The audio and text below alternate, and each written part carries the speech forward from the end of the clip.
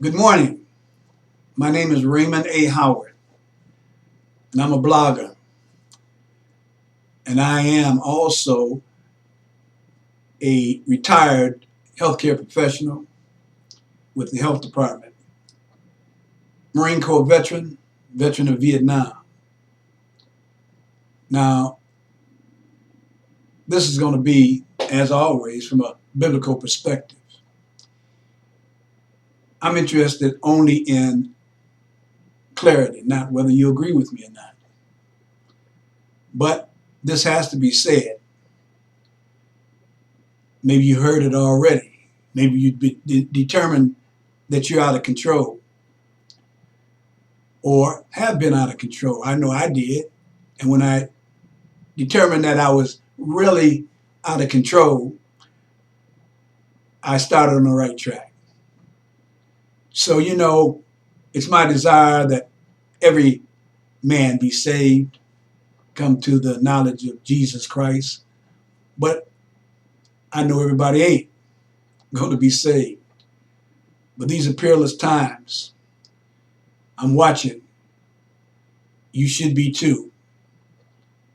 And you should get a hold of yourself. Many people are dying in the streets of Detroit, all over America, in these urban cities, in the name of Black Lives Matter. But it's your choice. I want you to know that I'm a conservative thinker. I don't belong to any party. I belong to God's party. And I think I'm doing His will. I want to do it anyway.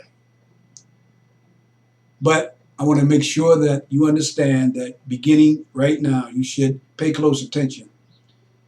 And as you master the art of self-control in 3 easy ways, you need to know that this is only the first step.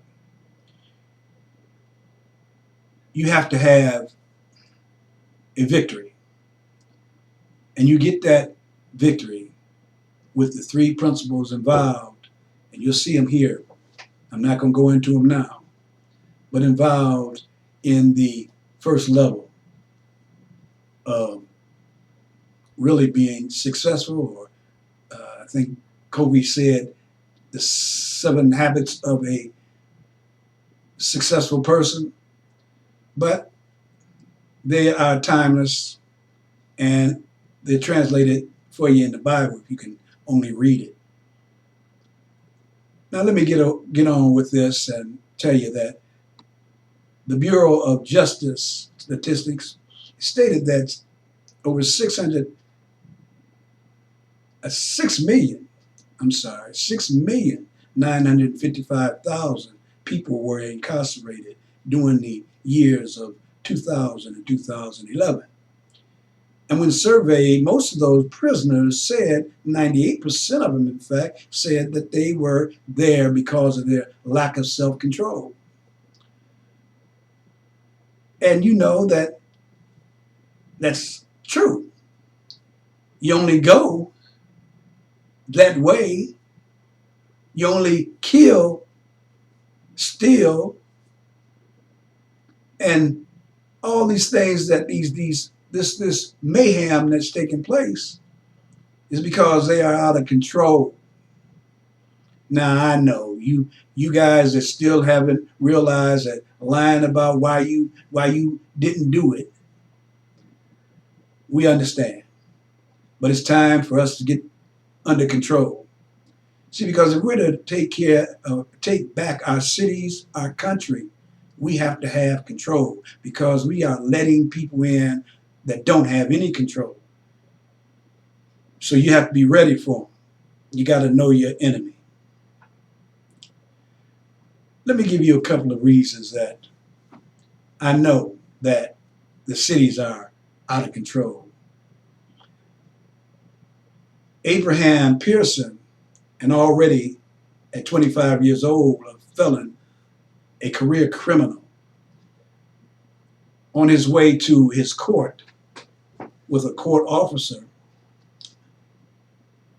not long ago, he stabbed the court officer in the neck with a shank and escape from the Frank Murphy Hall of Justice, or courthouse. But he was arrested the next day walking up 94. That's 94 Expressway, for those who are familiar with Detroit. And but he was walking up the expressway trying to get out of town. Another state trooper, Paul Butterfield, was shot and killed. He left a wife and I believe it was 3 children while making a routine stop. This lowlife Eric Kinsey, 19 years old, and his pregnant wife, they were arrested in outside of Detroit at a gas station. A gun battle ensued. Eric was wounded, and Sarah Kantz was arrested for driving the getaway car. Now, they were out of control. You know, you can't blame it on drugs anymore or your poor upbringing, because self-control is something that you can handle. Once you realize, and if you do dare go through and continue to read, then you will know there is hope for you. Now let me finalize this with a very well-known figure in Detroit. Kwame Kilpatrick is now the mayor of Detroit, once mayor of Detroit, is now doing 28 years in a prison near his family somewhere in Texas. Now, Kwame had he could have been president. He would have been a better president. No, I won't say that. But there's no comparison than what Kwame might have accomplished as opposed to what POTUS has accomplished for us. Because I do believe Kwame loved America and he loved Detroit.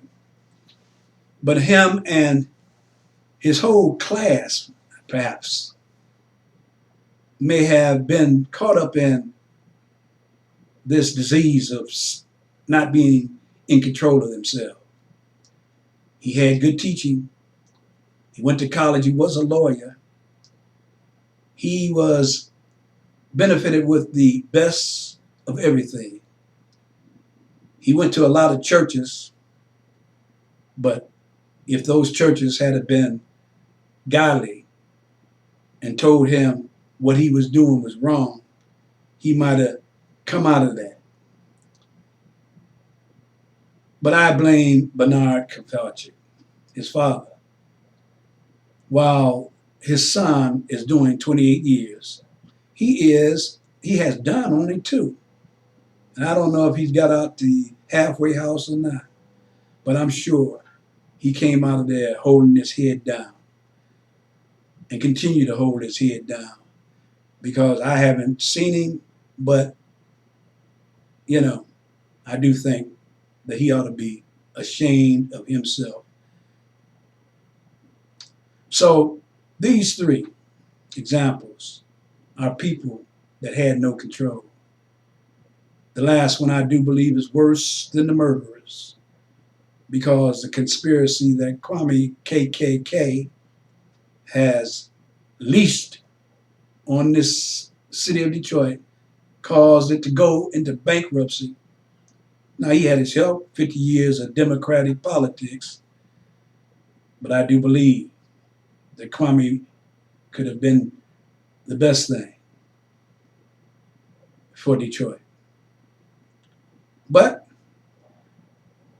such is life. But now I want you to read this blog and you'll see these 3 steps, easy steps if you care, but they're only the beginning. what I believe is a life of self-control.